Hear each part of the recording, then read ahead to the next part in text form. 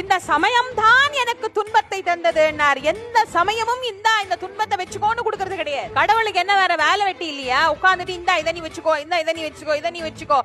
நாம் செய்கிற பாவ புண்ணியத்திற்கு ஏற்ப நமக்கு ஜென்மாந்திர தொடர்பின் அமைப்பினால் வருவது இன்பமும் துன்பமும். நீங்க இன்பத்தையோ சரி துன்பத்தையோ சரி இன்னொருத்தராலோ ஏன் கடவுளால் கூட நமக்கு தர முடியாது. நாம நினைச்சிட்டு இருக்கிறோம் கடவுள் தான் நமக்கு துன்பம் தரார், கடவுள் தான் இன்பம் தரார். இன்பமோ துன்பமோ என்னை கேட்காமல் என்னை அனுமதிக்காமல் எனக்குள்ளே வருமா என்று சொன்னால் கிடையாது.